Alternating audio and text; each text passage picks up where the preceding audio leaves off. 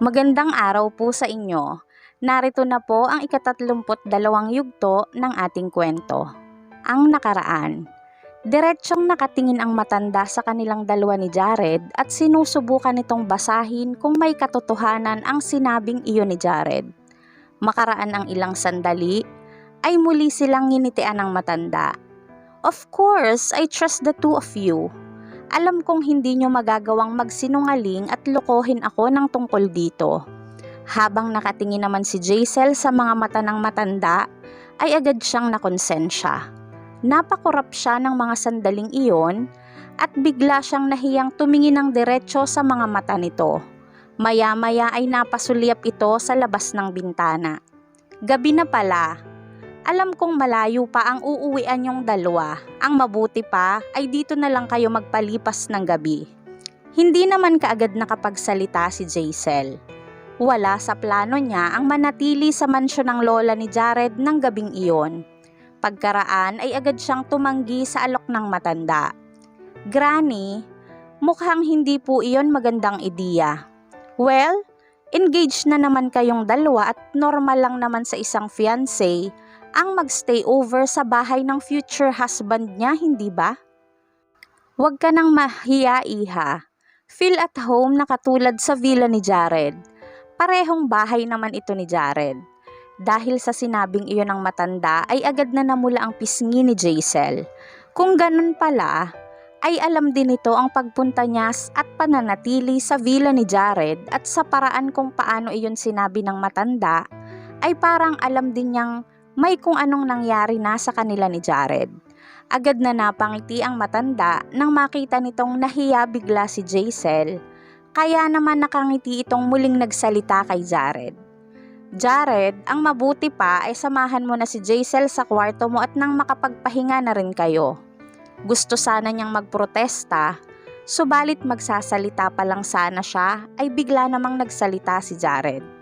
Okay, Granny, magpahinga ka na rin at late na. Pagkasabi noon ay hinalikan nito sa noo ang matanda. At saka siya iginiya ni Jared palabas ng silid na iyon. Pagkaraan ay binulungan siya nito. Hindi naman ito ang unang beses na mangyayari ito. Dapat masanay ka na. Hindi naman kaagad nakapagsalita si Jaisel. Paano naman kaya siya masasanay sa mga ganoong bagay? Tanong niya sa sarili. Pero bago po tayo magpatuloy, paki-like po ng ating video, paki-click din po ng subscribe button, gayon din ang notification bell icon para laging updated sa mga susunod na uploads ng aking kwento. Sabay-sabay po nating pakinggan ang ika-32 yugto ng ating kwento, Unexpectedly Yours. Ang interior design ng kwarto ni Jared ay kaparehong-kapareho ng design ng kwarto nito sa kanyang villa. Parang identical rooms ang mga iyon. Hindi maipaliwanag ni Jaisel ang nararamdaman niya ng mga sandaling iyon. Agad siyang naging komportable doon. Nang matauhan si Jaisel ay agad siyang namroblema. Hindi niya malaman kung anong gagawin niya habang naroon siya sa gitna ng kwarto ni Jared at nanatili siyang nakatayo lamang doon. Nasa ganoon siyang ayos nang mapatingin sa kanya si Jared. Agad nitong napansin ang nagpapanik na ekspresyon ng mukha ni Jaisel at dahil doon ay agad itong napangiti. Nang dumating doon si Jaisel ay parang natural lamang at talagang nababagay siya doon. Maya-maya ay nagsalita si Jared. Come here, Jaisel. Mahinahong tawag ni Jared sa kanya. Bakit naman kaya niya ako pinalalapit sa kanya? Tanong ng isip ni Jaisel. Nalilito man ay lumapit siya kay Jared. Mr. Leviste? Halos kasabay ng pagbuka ng bibig ni Jaisel ay nagulat siya nang bigla na lang siyang hilahin ni Jared palapit sa kanya. Agad namang natense ang katawan ni Jaisel. Ano bang ginagawa mo? Inis na tanong niya dito. Tayong dalawa lang sa kwarto, ano sa palagay mo ang dapat kong gawin? Nakakatakot ang tunog ng namamaos na boses ni Jared. Unti-unti nitong inilapit kay Jaisel ang mukha niya. Agad namang namula ang mukha ni Jaisel. Hindi man lang niya naisip na ang isang gentleman na katulad ni Jared ay gagawin ang ganoong bagay sa kanya. Nagpumiglas siya at sinubukan niya itong itulak palayo. "Please don't do this." Sa kabila ng ginawang pagpupumiglas ni Jaisel, sinamantala naman ni Jared ang sitwasyon. Natumba silang dalawa nito sa kama. Mukha namang agad na natrap si Jaisel sa malambot na kamang iyon. Nasa ibabaw niya noon ang matipunong katawan ni Jared. Pigil ang kanyang hininga, saka siya nagsalita. "Mr. Leviste, say my name." Agad namang putol ni Jared kay Jaisel. Puno ng panunukso ang boses nito. Nang makita ni Jaisel na wala itong balak na kumilos para umalis sa ibabaw niya, ay bigla siyang kinabahan. Natatakot siya na patuloy itong magsamantala sa kanya. Kaya naman nagpapanik niyang tinawag ito sa kanyang pangalan. "Jared?" Nang marinig naman ni Jared ang pagbanggit nito sa pangalan niya, ay hindi na nito napigilan pa ang sarili. Dahan-dahan niyang hinalikan muli ang labi ni Jaisel. Talaga bang kailangang tawagin ko siya sa pangalan niya? Bakit bigla niya akong hinalikan? Tanong sa isip ni Jaisel. Ang pakiramdam ni Jaisel ng mga sandaling iyon ay parang sasabog na ang katawan niya. Sobra ang kabang nararamdaman niya. Gayunpaman, ay pinilit pa rin niyang itulak palayo si Jared, subalit napakalakas nito. Ni hindi man lang niya nagawang maitulak ito palayo kahit isang dangkal na pagitan. Naging mas mapusok ang paghalik ni Jared sa kanya. Naging mas pangahas ang mga labi nito. Unti-unti na ring naglapat ng husto ang kanilang mga katawan ng mga sandaling iyon. Hanggang sa nawala na ng kontrol si Jaisel sa kanyang katawan at nablangko na rin ang utak nito. Unti-unti na ring nawalan siya ng lakas para itulak palayo si Jared sa kanya. Hinayaan na lang niya si Jared sa ginagawa nito sa kanya. Nang oras na maging animoy perpekto na ang lahat ng nangyayari sa loob ng kwartong iyon, ay bigla namang nagbukas ang pinto ng kwarto ni Jared at agad na pumasok ang mayordoma ng lola nito na may dalang tray. "Senyorito, inutusan po ako ng lola nyo na dalhan kayo ng snacks." Habang papasok ito ay sabi nito kay Jared. Halos hindi na nito naituloy pa ang sinasabi nang makita nito ang ganoong ayos nila ni Jaisel. Agad na namula ang mukha nito nang makita nitong nasa ibabaw ni Jaisel si Jared habang nasa kama silang dalawa. Nang marinig naman ni Jaisel ang boses nito, ay agad na bumalik sa kanyang kamalayan si Jaisel. Ibinaling ni Jaisel ang ulo niya at nakita niya ang matandang mayordoma. Saglit na natigilan si Jaisel at kaagad siyang nakaramdam ng hiya, subalit wala namang siyang maaaring pagtaguan. Halos pabulong siyang nagsalita kay Jared. "Get off me." Kasabay noon ay ang pamumula ng mukha niya at ang mabilis na pagtibok ng puso niya. Ginamit naman ni Jared ang pagkakataong iyon para makaupo. Pagkatapos ay hinila niya ang blanket at itinakip iyon kay Jaisel. Pagkaraan ay saka lamang siya tumingin ng matalim sa mayordoma. Saka siya nagsalita. "Pakilagay mo na lang yan dyan." Agad namang sumunod ang mayordoma at pagkatapos ay nagmamadali na itong lumabas doon. Pero bago ito lumabas ay palihim itong muling sumulyap sa kama at may kung anong gumuhit sa mga mata nito. Samantala, itinago naman ni Jaisel sa loob ng blanket ang mukha niya. Sa sobrang hiyang nararamdaman niya ng mga sandaling iyon, pakiramdam niya ay hindi na niya kaya pang humarap sa ibang tao doon. Maya-maya ay mahina siyang nagsalita. "Hindi ba marunong kumatok ang mayordoma niyo dito bago pumasok ng pinto? Siguro ay sinadya niya iyong gawin dahil gusto niyang makiusyoso." Maagap namang sagot ni Jared sa kanya. Habang nakatingin si Jared kay Jaisel na noon ay nanatiling nakatago sa ilalim ng blanket ay muli itong nagsalita. "Bakit? Na-disappoint ka ba dahil naistorbo tayo?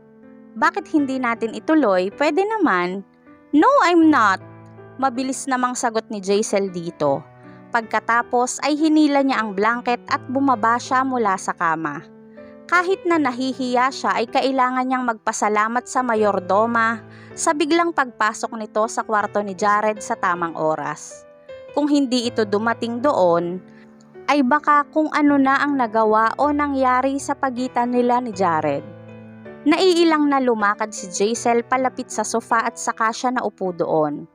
Tiningnan niya ang pagkaing dinala ng mayordoma na nakapatong sa mesa. Agad siyang kumuha ng kubyertos at nagpasya siyang tikman ang mga pagkaing iyon para kahit paano ay kumalma siya. Nang mapansin siya ni Jared ay nagsalita ito. "Sure ka ba nakakainin mo yan?" Nakaupo ito noon sa kama at mukhang nasorpresa ito habang nakatingin kay Jaisel. Napahinto naman sa pagkain si Jaisel. Tiningnan niya ang mainit na sabaw na iyon, saka niya muling tiningnan si Jared. "What's wrong?" "Wala naman. Nakakapagpainit kasi ng katawan ang soup na yan. Maaari niyang painitin ang katawan mo sa buong gabi at baka kung ano ang maisipan mong gawin." Nakangiting sagot nito sa kanya. Lalo namang namula ang pisngi ni Jaisel. Agad niyang binitawan ang hawak niyang kubyertos. Ang midnight snack na iyon ay talagang hindi pwedeng basta kinakain, naisip ni Jaisel. Kahit nabiglaan ang overnight stay na iyon ni Jaisel sa mansyon ng mga Leviste, dala naman niya ang mga gamit niya mula sa hotel na tinuluyan niya sa kompetisyon. Kaya naman naroon din ang dala niyang ternong pajama. Sinadya niyang piliin ang pinaka-conservative na pajama at saka niya iyon sinuot. Pagkatapos ay nahiga na siya sa kabilang parte ng kama at mahigpit niyang itinakip sa katawan niya ang blanket na naroon. Narinig niya ang lagaslas ng tubig mula sa banyo. Agad na nagulo ang utak niya nang marinig iyon. Nagpasya siyang mag-play ng music mula sa kanyang cellphone para hindi na niya marinig ang tunog na nagmumula sa banyo. Nang mabuksan niya ang kanyang telepono, ay nakita niya ang napakaraming missed calls at sandosenang mensahe mula sa kanyang WhatsApp Messenger. Karamihan sa mga tawag ay mula kay Ryan, samantalang ang karamihan naman sa mga mensahe ay mula kay Macy at sa iba pa niyang kaibigan. Lahat ng mga ito ay nag-aalala tungkol sa biglaan niyang pag-quit mula sa kompetisyon. Matapos niyang replyan ang mga mensahe, ay sa kanya binalikan ang tawag ni Ryan. Pagkatapos ay nag-return call siya dito. Nang mag-connect ang tawag niyang iyon, ay agad niyang narinig ang maganda ngunit kinakabahang boses ni Ryan. "Jaisel, may nangyari ba sa'yo? Nasaan ka ngayon? Okay ka lang ba?" Sunod-sunod na tanong nito sa kanya. "Okay lang ako, wag kang mag-alala." Maagap namang sagot niya dito. Nang mga sandaling iyon, alam niya kung gaano ang pag-aalala nito sa kanya. Itinuturing din naman niya itong isang mabuti at tunay na kaibigan. "May personal akong rason kung bakit ako umalis sa gitna ng kompetisyon." Pagkaraan ay sabi niya kay Ryan, "Maaari mo bang sabihin sa akin kung ano ang rason mo? Gusto kitang tulungan." Hindi maitatago sa boses nito ang concern at pag-aalala sa kanya. "Okay naman na, nagawan ko na ng paraan ang tungkol doon." Pagkaraan ay sagot niya dito. Totoo naman ang sinabi niyang iyon. Ipinaalam ni Margaret sa pamilya ni Jared ang tungkol sa mga pictures at hindi naman siya kinagalitan o sinisi ni Madam Dolly. Kaya mai-consider ng tapos ang tungkol sa bagay na iyon. Mukha namang disappointed si Ryan nang muli itong sumagot. "Mabuti naman kung ganon." Pagkaraan ay huminto ito saka muling nagtanong, "Nasaan ka nga pala ngayon? Pupuntahan kita." "Nasaan ba ako ngayon?" Ulit na tanong ng isip ni Jaisel. Hindi malaman ni Jaisel ang isasagot niya kay Ryan ng mga sandaling iyon. Bahagya pa siyang nagulat nang makita niya si Jared na kalalabas lang ng banyo ng mga oras na yon. Tanging ang puting tuwalya lang ang nakatabing sa katawan nito. Makikita ang magandang katawan nito na tila perpekto ang hugis. May mangilan-ngilan pang droplets ng tubig na tumutulo mula sa katawan nito at iyon ang nagbibigay dito ng sexy at irresistible na appearance. Dahil doon ay agad na nakaramdam si Jaisel ng pag-iinit mula sa kanyang mga pisngi. Lumakad ito palapit kay Jaisel at saka nagtanong, "Sinong kausap mo?" Mahina lang ang boses nito upang hindi marinig ng kung sino mang nasa kabilang linya. Gayunpaman, hindi niya malaman kung dahil ba iyon sa guilt na nararamdaman niya o hindi, pero bahagya niyang tinakpan ang telepono niya saka niya sinagot si Jared. Si Ryan, hinahanap niya ako kaya tinatawagan ko siya para hindi siya mag-alala. Agad na napuno ng pagkadisgusto ang mga mata ni Jared nang makita niya ang ginawang iyon ni Jaisel. Naupo siya sa tabi ni Jaisel. Subalit naging napakalapit ng katawan niya dito, sinasadya man o hindi. "Tapusin mo na yan, may sasabihin ako sa'yo." Maya-maya ay sabi ni Jared kay Jaisel. Katatapos lang maligo noon ni Jared at naaamoy ni Jaisel ang kakaibang bangong nagmumula sa katawan nito. Napakabango ng amoy na iyon. Saglit na huminto ang tibok ng puso niya at agad na nag-blush si Jaisel.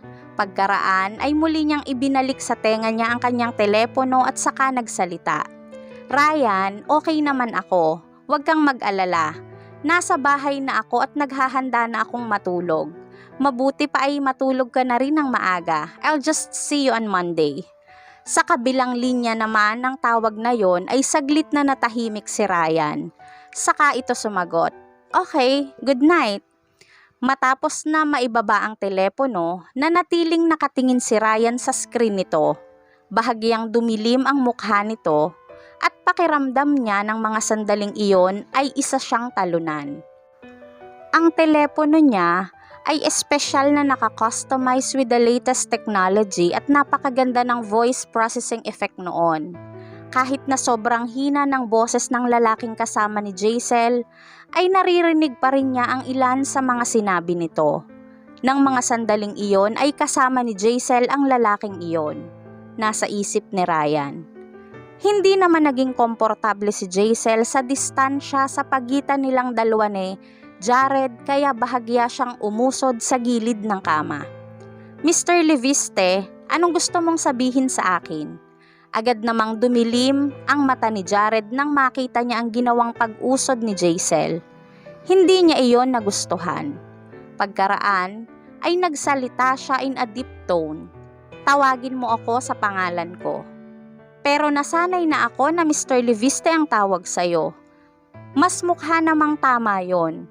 Agad namang sagot niya kay Jared. "May nakita o narinig ka na bang kahit sino na ganyan ang tawag sa fiancé nila?" Itinuo ni Jared ang kamay niya sa kama.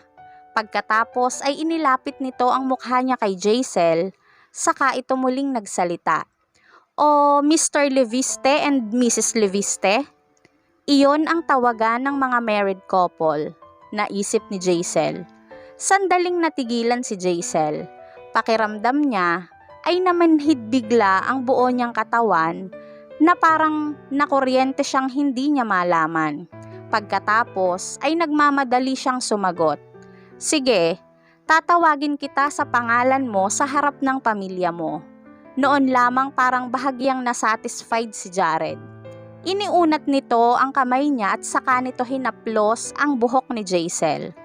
Dahil sa hininga nito at sa mainit na palad ni Jared ay parang napako si Jaisel sa kinauupuan niya ng mga sandaling iyon. Bahagya siyang muling umusod pero hindi na muling umusod si Jared palapit sa kanya. Kung gagawin kasi iyon ni Jared, ang susunod doon ay mahuhulog na si Jaisel sa kama. Pagkaraan ay marahang muling nagsalita si Jared. "Sa Leviste Group of Companies ka na magtatrabaho next week." "Ano?" Nanlaki ang mga mata ni Jaisel sa pagkabigla dahil sa narinig niyang sinabi ni Jared. Ang kumpanya kung saan siya nagtatrabaho ay isa ring malaking kumpanya at kinailangan pa niyang gumawa ng napakaraming effort para lang makapasok siya doon. Kahit na nga lagi siyang minamaliit ni Kathy doon, ay hindi pa rin niya naisipang mag-resign at umalis sa kumpanyang iyon. Kung ikukumpara iyon sa Leviste Group of Companies, di hamak namang mas malaki ang kumpanya ni Jared sa kasalukuyang kumpanyang pinagtatrabahuhan niya. Kahit pa nga ang ilang qualified at kilalang designer ay hindi basta-basta makapasok doon. Sinasabi nga nilang ang requirement sa kumpanya ni Jared ay napakataas at talagang napaka-istrikto. Ang kumpanya kung saan kasalukuyan kang nagtatrabaho ay hindi makapag-provide ng sapat para sa inaasa mong pag-unlad. Ang Leviste Group ay kaya kang bigyan ng mas malaking platform para hayaan kang ma-achieve ang pangarap mo. Pagkaraan ay sabi pa ni Jared. Ang katatapos lang na kompetisyon ang pinakamagandang pagkakataon sana para maipamala sa entablado ang galing niya at upang sumikat siya agad overnight. Ang Leviste Group naman ay maaaring i-package at i-promote ang isang designer sa buong mundo. Isip ni Jaisel. Labis na natutokso si Jaisel sa alok na iyon ni Jared. Subalit alam naman niyang wala siyang qualifications para makapasok sa Leviste Group at ayaw niyang mapunta doon nang dahil kay Jared.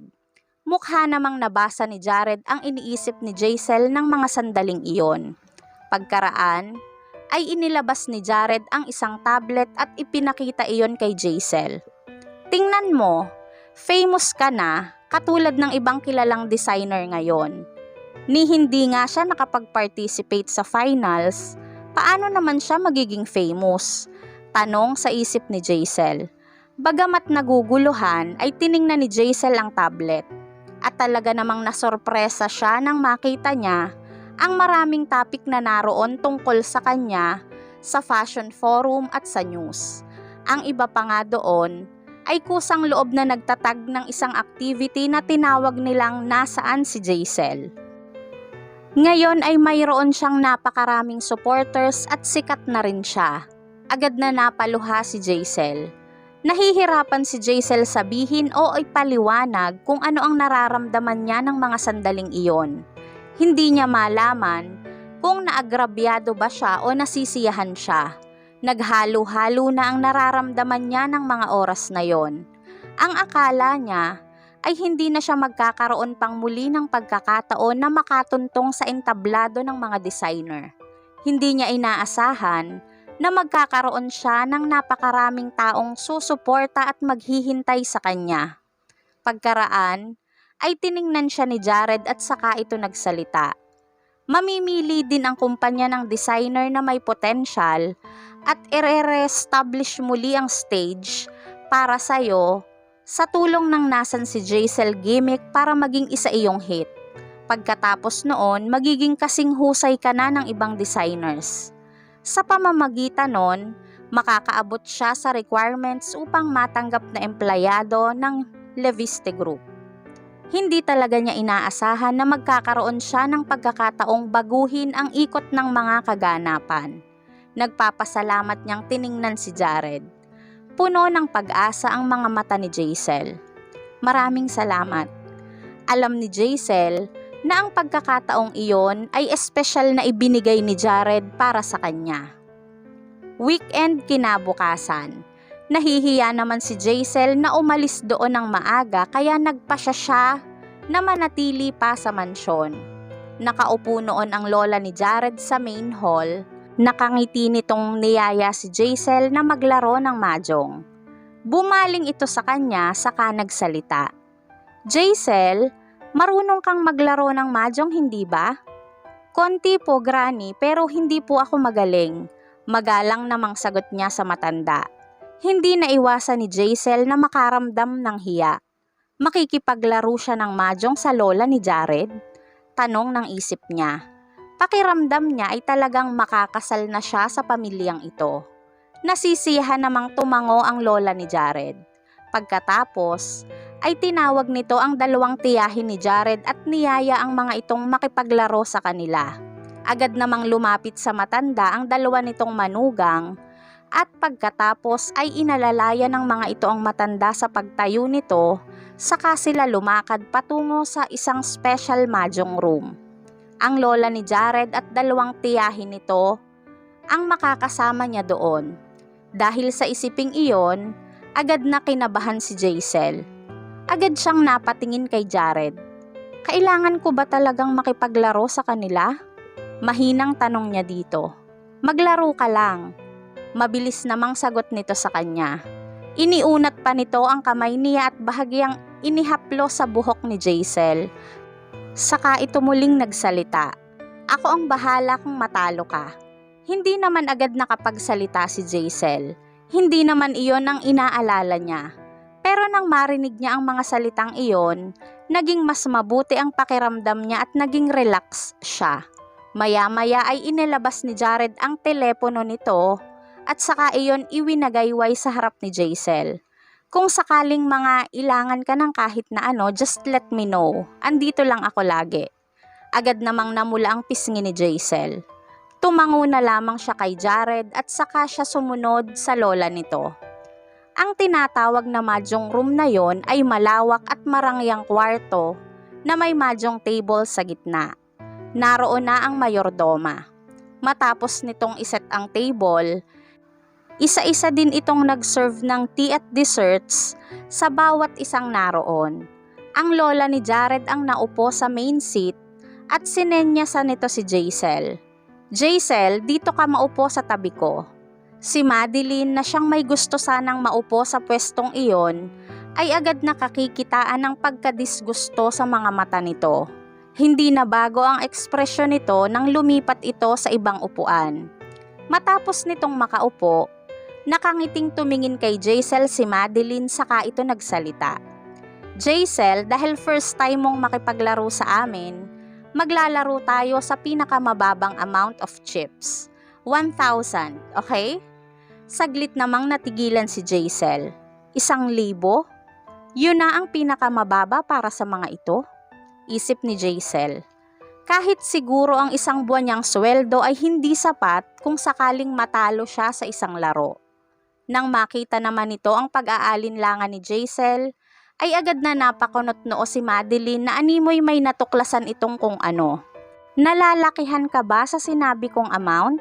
Hindi ka ba binibigyan ni Jared ng pocket money kapag magkasama kayo? Bakit naman kaya ako bibigyan ni Jared ng pocket money? Tanong naman ni Jaisel sa kanyang sarili. Agad namang hindi naging komportable si Jaisel. Pagkaraan ay saka siya nagsalita. Tita, I'm earning my own income independently. Kahit na hindi gaano kalaki ang kinikita niya, hindi pa naman siguro iyon ang panahon para umasa siya sa isang lalaki upang buhayin siya. Naisip ni Jaisel. Ikaw ang fiancé ni Jared. Paanong mukhang hindi kanya inaalaga ang mabuti? Muling sabi nito kay Jaisel. Pagkatapos ay tumingin ito sa matanda, saka muling nagsalita. Mama, nakikita niyo ba kung gaano ka-incompetent si Jared? Ni hindi siya makapagbigay ng pocket money sa kanyang fiancé. Malinaw na hindi siya qualified maging isang fiancé. Dahil sa sinabing iyon ni Madeline ay lalo lamang naging obvious na ang relationship sa pagitan ni Jaisel at Jared ay hindi katulad ng inaakala ng mga ito. Ano kaya ang susunod na mangyayari sa tagpong ating iniwan? May matuklasan kaya ang mga tiyahin ni Jared tungkol sa totoong namamagitan sa kanila ni Jaisel? Ano kaya ang mangyayari sa paglalarong iyon ni Jaisel kasama ang mga ito? Sana po ay samahan niyo akong muli sa susunod na yugto ng ating kwento. At bago po ako magpaalam ay nais ko pong magpasalamat kay Ma'am Ronilyn Bacurayo for joining our membership. Ayun, thank you so much po Ma'am Ronilyn. Ayun. And sa mga nais pong mag-join sa membership, it's always open po. Pakiclick lang po yung join button under sa ilalim po ng video. And once you signed in po the membership for my channel, magkakaroon po kayo ng unique badges and emojis na makikita sa tabi ng inyong pangalan sa tuwing kayo po ay magko-comment or mag-chat sa community section sa aking channel. Ano po, ganon. Tapos, makaka-access din po kayo sa Twinatics Only community post kung saan maaari po tayong mag-usap, chat, mga ganyan. And you will also be included every time po na mag-shoutout ako sa mga videos na ina-upload ko. And sa sandaling mag-avail kayo ng membership, magiging certified Twinatics Gold member po kayo. Ayan. Tapos, if you join the membership, you will also have a chance to get a limited edition of memorabilia from us. Ayun. And i-discuss ko pa po yun later. Ano po? So, yun. To join, just click lang po yung join button sa ilalim ng video. Ayun. Maraming salamat po. At bago po ako tuluyang magpaalam, nais ko pong mag-iwan ng aking quote of the day. Good things comes to those who believe. Better things comes to those who are patient, and the best things comes to those who don't give up. Maraming salamat po sa pakikinig. Keep safe everyone, and God bless.